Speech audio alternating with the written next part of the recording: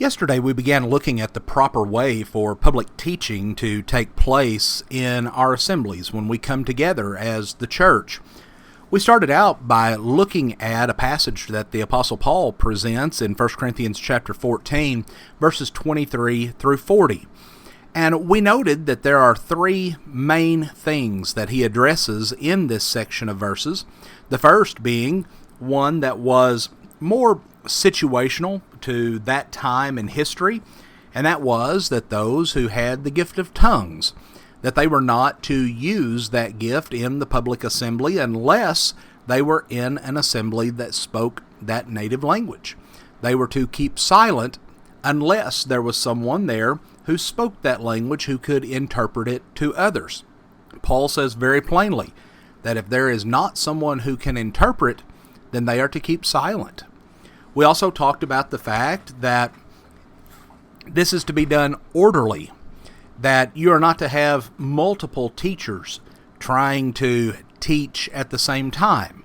Each one is to take their turn. Paul says that the teachers not speaking must keep silent, and the reason for this is so that all may learn.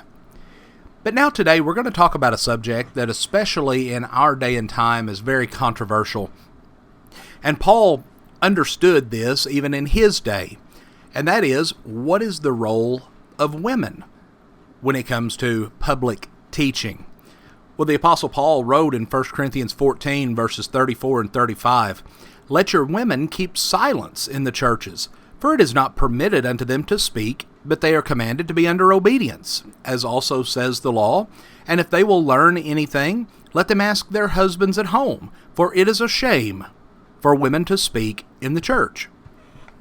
We need to understand that these women who were asking questions in the church had husbands. The husbands may have been the teachers in the church itself. But whoever these women were, they were speaking up in the church in such a way that they were taking that authority away from the teacher. They were positioning themselves in a leadership capacity. Therefore, Paul says that these women were not to speak up in the church. They were not to conduct themselves in a way that they were positioning themselves in the role of a teacher. Well, the reason these women could not speak in the church is because Paul says no woman can speak in the church, whether they are married, single, divorced, young, or old. For the Bible says it is a shame for women, any woman, to speak in the church. They must keep silence, as we noted from chapter 14, verses 34 and 35, but also 1 Timothy 2, verses 11 and 12. And we find that these rules, they are the commandments of the Lord, chapter 14 and verse 37, and they apply to all the churches of the saints. Many times today we will hear those who want to promote expanding the role of women. And they'll say that this is talking about a situation that was taking place only in the church at Corinth.